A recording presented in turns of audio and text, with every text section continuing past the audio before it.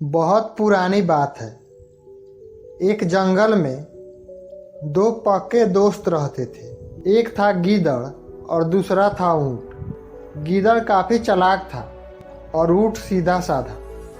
ये दोनों दोस्त घंटों नदी के पास बैठकर अपना सुख दुख बांटते थे। दिन गुजरते गए और उनकी दोस्ती काफ़ी गहरी होती गई। एक दिन किसी ने गीदड़ को बताया कि पास के खेत में पके हुए तरबूज हैं। यह सुनते ही गीदड़ के मुंह में पानी आ गया, लेकिन वह खेत नदी के पार था। अब नदी को पार करके खेत तक पहुंचना उसके लिए बड़ा मुश्किल था, इसलिए वह नदी पार करने की तरकीब सोचने लगा।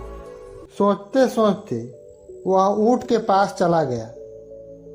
ऊँट ने गीदड़ को दिन के समय आता देखकर उसने गीदड़ से पूछा, मित्र तुम यहाँ कैसे? हम तो शाम को नदी के किनारे मिलते हैं। तब गीदड़ ने बड़ी ही चालाकी से कहा, देखो मित्र, पास के खेत में पके तरबूज हैं। मैंने सुना है तरबूज बहुत मीठे हैं। तुम उन्हें खाकर खुश हो जाओगे, इसलिए तुम्हें बताने चला आया। ऊँट को तरबूज काफ़ी पसंद था। वह बोला, वाह, मैं भी आज उस गांव में जाता हूँ। मैंने बहुत समय से तरबूज नहीं खाए हैं। ऊँट जल्दी जल्दी नदी पार करके खेत जाने के लिए तैयार होने लगा। तभी गीदड़ ने कहा, दोस्त, तरबूज मुझे भी अच्छे लगते हैं, लेकिन मुझे तैरना नहीं आता है। तुम तरबूज खा लोगे तो मुझे लगेगा कि मैंने भी खा लिया है। तभी ऊँट बोला, तुम चिंता मत करो, मैं तुम्हें अपनी पीठ पर बैठाकर नदी पार करवाऊंगा। फिर साथ में मिलकर हम दोनों तरबूज खाएंगे और मज़े करेंगे। ऊँट ने जैसा कहा था वैसा ही किया। खेत में पहुंचकर गीदड़ ने मन भर कर तरबूज खाए और खुश हो गया। खुशी के मारे वह जोर जोर से आवाज़ें निकालने लगा। तभी ऊँट ने कहा, तुम शोर मत मचाओ, लेकिन वह नहीं माना। गीदड़ की आवाज़ सुनकर किसान डंडे लेकर खेत के पास आ गया। गीदड़ चालाक था, इसलिए जल्दी से पेड़ के पीछे छिप गया। ऊँट का शरीर बड़ा था, इसलिए वह छिप नहीं पाया। किसान ने गुस्से में आकर ऊँट को बहुत मारा।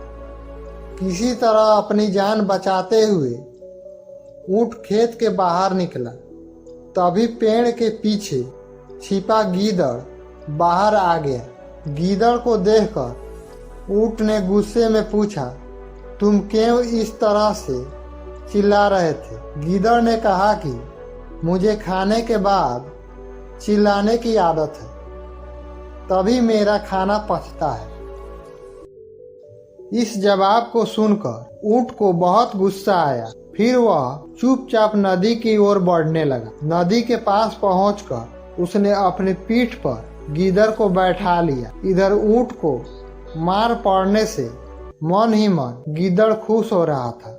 उधर नदी के बीच में पहुंचकर ऊँट ने नदी में डुबकी लगाना शुरू कर दिया। गीदड़ बहुत डर गया और बोलने लगा, यह क्या कर रहे हो? गुस्से में ऊँट ने कहा, मुझे कुछ खाने के बाद उसे हजम करने के लिए नदी में डुबकी मारनी पड़ती है। गीदड़ को यह बात सुनकर उसे अच्छे से समझ में आ गया कि ऊँट उससे अपनी पिटाई का बदला ले रहा है।